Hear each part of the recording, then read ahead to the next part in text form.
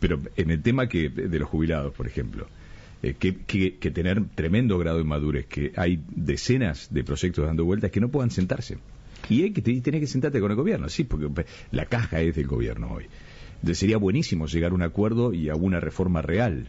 Pero vamos a ver, entiendo, de acá hasta fin de año, hasta la elección, fuegos de artificio que son más políticos que posibilidades reales de cambiar la realidad de la gente a través de leyes. Sí. Sergio Supo nos dice la vieja costumbre de hacer reformas jubilatorias a los sopapos.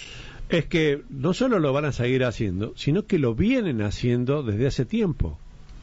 El tema de las jubilaciones, el sistema previsional en cualquier país, es uno de los pilares del sistema en los que se basa la administración de ese país. Por suerte, hay países que tienen la fortuna de no discutir estas cuestiones y dejarlas como están durante muchos años.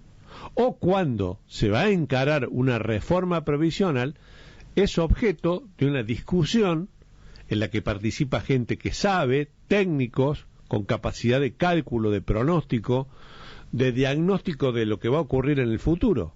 No estoy diciendo que todos los demás países actúen en forma ideal, pero está claro que uno de los temas fundamentales en los que es imprescindible que los países tengan un consenso básico es el sistema previsional, como también es el tema tributario, o sea, cómo y a quién se le cobran los impuestos en un país, entre otras cuestiones que muchos países ya dejaron de discutir ese tiempo, y cuando tienen problemas, porque el tema previsional cada tanto regresa como un problema, Europa lo tiene, por ejemplo, en este momento, varios países, hay una negociación, hay una discusión, esa discusión es pública, y se llega finalmente, eventualmente, a un acuerdo y a una reforma. En la Argentina las reformas se han hecho, como dijimos en el título del comentario, Rodolfo, siempre más o menos a los sopapos. Hace no tanto tiempo, durante las gestiones del kirchnerismo, se hacían por la imposición del número. Entonces, un buen día, el entonces titular del ANSES, luego ministro de Economía, luego vicepresidente de la Nación, Amado Budo, le llevó un proyecto al matrimonio Kirchner para convencerlos de que había que eliminar el sistema de AFJP, esto es de jubilación privada y pública, que había introducido también por mayoría el menemismo, y lo barrieron de un plumazo de la noche a la mañana, y se quedaron con los fondos que individualmente habían ahorrado millones de argentinos. Esa plata fue devuelta a la bolsa común del sistema previsional argentino.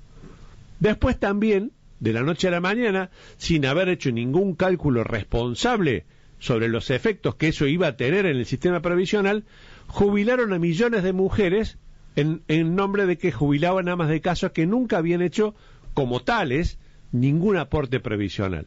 Total, no importa, en esa época la plata entraba por el fenómeno de la soja y por el superávit, que dejó de ser muy rápidamente superávit para convertirse en un déficit fiscal crónico, etcétera, etcétera, etcétera.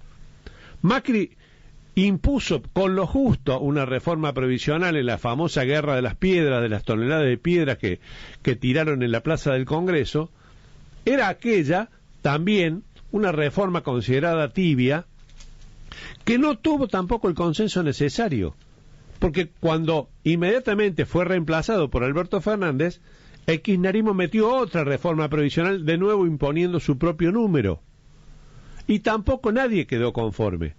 Y este gobierno todavía no encaró una reforma previsional seria, salvo que contemos el ajuste sobre los fondos jubilatorios que hicieron al principio como parte del gran ajuste fiscal para poner las cuentas que estaban en rojo en azul. Falta todavía una discusión seria, real, sobre la reforma previsional en la Argentina, que es un tema muy complejo y difícil de resolver, sobre todo por la ecuación económica laboral que tenemos. Pocos trabajadores que hacen aportes y jubilados que van creciendo en número. Un tema muy complejo y muy difícil de abordar.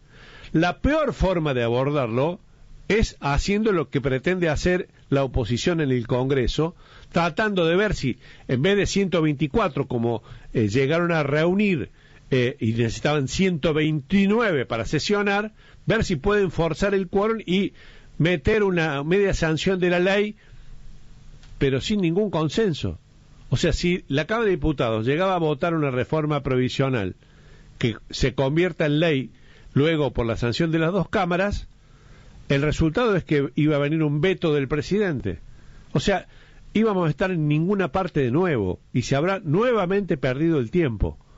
En lo que no se utiliza el tiempo, el sistema político, y de esto también involucro al gobierno y también involucro al Congreso, es que se sienten de verdad a discutir las reformas pendientes necesarias. Algunas que serán impopulares y otras que deberán ser también una solución para los jubilados de ahora y para los jubilados que vendrán. Estoy hablando desde el más elemental sentido común y con un total desconocimiento sobre cómo reformar un sistema previsional, porque, insisto, es un tema suficientemente difícil y complejo como para no andar opinando livianamente sobre lo que hay que hacer, y en todo caso que los sabios de la tribu, si es que los tenemos, se sienten en una mesa, aunque piensen diferente, y lleguen a un consenso suficiente, porque a los sopapos o imponiendo mayorías circunstanciales, la receta está claro que no funcionó, y hemos aplicado demasiadas en los últimos 30 años con resultados funestos. Los jubilados cobran cada vez menos.